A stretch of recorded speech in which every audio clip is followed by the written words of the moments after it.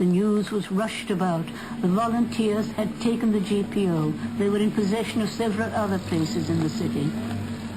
It was easy enough to get down O'Connell Street still, and I made my way to the G.P.O. and asked the volunteer on guard to let me in to speak to Padraig Pearse, who was the only one of the leaders that I knew personally.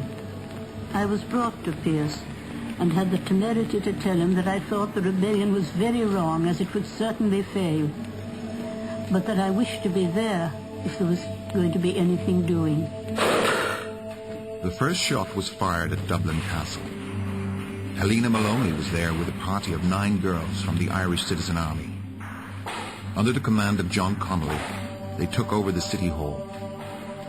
Later, they would be joined by the Chief Medical Officer with the Irish Citizen Army, Dr. Kathleen Lynn. About 1 o'clock, we were on the roof. Several men and I and some girls and John Connolly, and he was struck.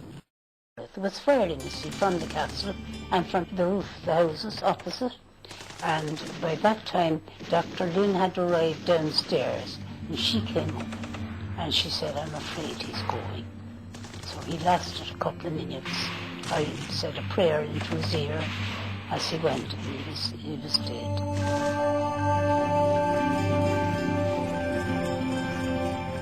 When carrying dispatches to the G.P.O, I saw the charge of the 5th Lancers down O'Connell Street and their repulse by fire from the G.P.O garrison.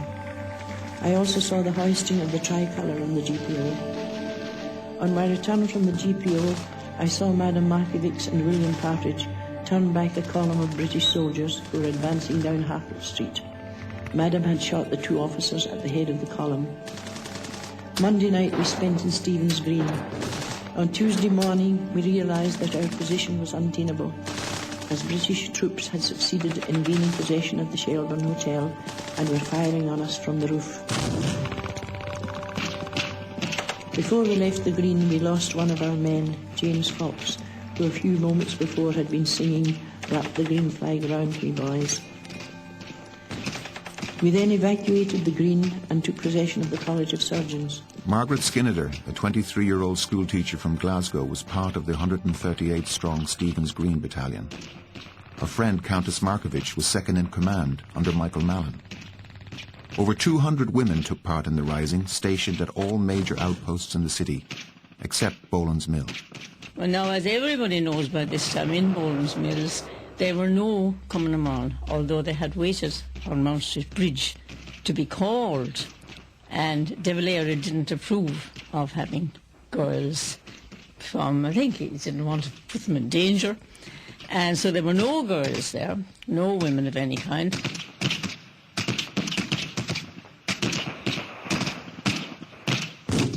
Towards nightfall, they attacked the windows at the back of the City Hall, which led out of the castle yard.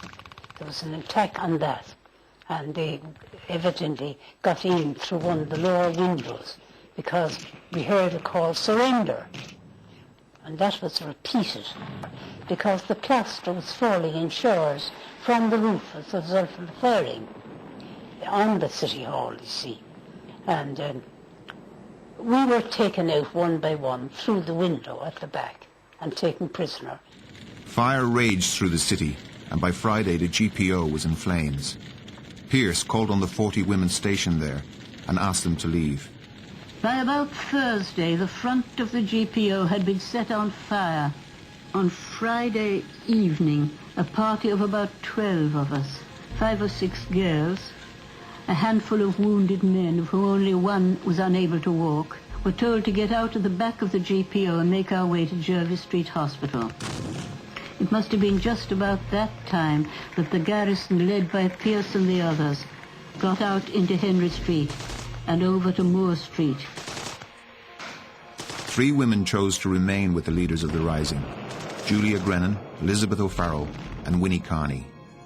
With the wounded James Connolly on a stretcher, they made their way through the blaze to a little house on Moore Street. 230 innocent civilians, including 28 children, had been killed in the fighting. On Friday night, Sean MacDermid asked Elizabeth O'Farrell to make a white flag. Later, it was decided that she would deliver the surrender note. I left the house with the verbal message from Commandant Pearce to the commander of the British forces to the effect that he wished to treat with them.